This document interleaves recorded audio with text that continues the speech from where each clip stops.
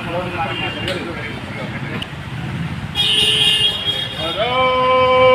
माता की जय जय माता, जय जय माता।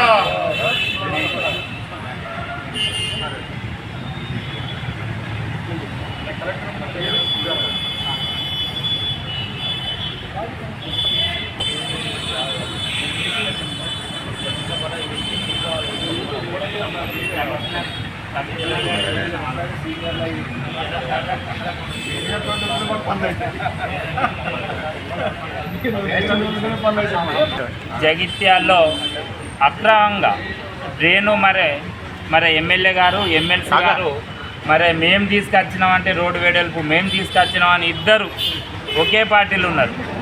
ఒకే పార్టీలు ఉంటూ మేము రోడ్డు వెడల్పు చేస్తున్నాం, రోడ్డు వెడల్పు చేస్తున్నాం. మరి ఏందా ఎంక్రోచ్మెంట్ ఇంత బాజాప్తగా దర్జాగా చేస్తుంటే కూడా మీరు మున్సిపల్ శాఖకు చెప్పి మరి దాన్ని తొలగించడం లేదు.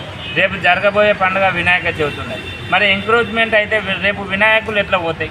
కనీసం మీరు ఇంత కూడా ఆలోచించలేదు. Only political. నేను చెప్పినా కనుక నువ్వు తీయమనాలి, నువ్వు చెప్పినావు కనుక నేను తీయమనాలి. ఈ దోబుజ్జులాట రాజకీయం జగిత్యాల్లో నడుస్తుంది కనుక దీన్ని భారతీయ జనతా పార్టీ తీవ్రంగా ఖండిస్తుంది.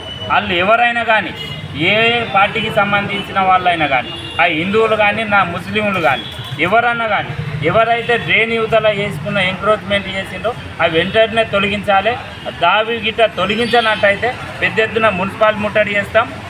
అదేవిధంగా ఎమ్మెల్యేకు ఎమ్మెల్సీకి కూడా మేము నిత్యం కూడా వారికి ఏ విధంగా బుద్ధి చెప్పాలన్నా కూడా భారతీయ జనతా పార్టీ ముందటుండి తీసుకుంటుంది. ఇది ఓన్లీ మెమోరాండం తోటి మేము మర్యాదపూర్వకంగా ఇవ్వడం జరుగుతుంది. ఇది 2-3 రోజులలో గిట్ట మీరు చేయకపోతే మున్సిపాల్ కూడా ముట్టడి చేస్తామని చెప్పి భారతీయ జనతా పార్టీ నుండి డిమాండ్. జగిత్యాల్లో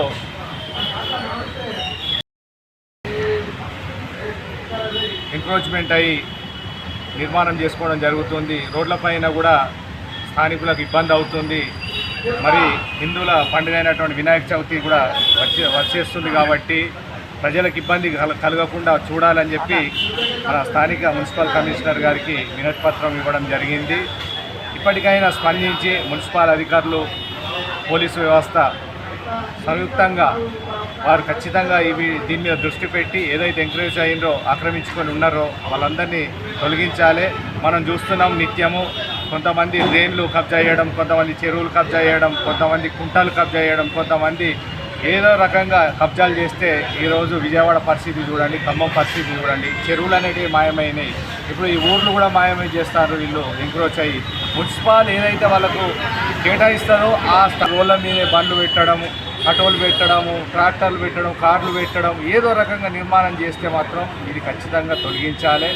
ఊరుకు ప్రమాదమయ్యేటువంటి పరిస్థితి ఉంది కాబట్టి ఖచ్చితంగా దీన్ని యాక్షన్ తీసుకోవాలని అటు పోలీస్ శాఖను, ఇటు మున్సిపల్ కమిషనర్ గారిని కోరడం జరిగింది. జై మాతాకి జై.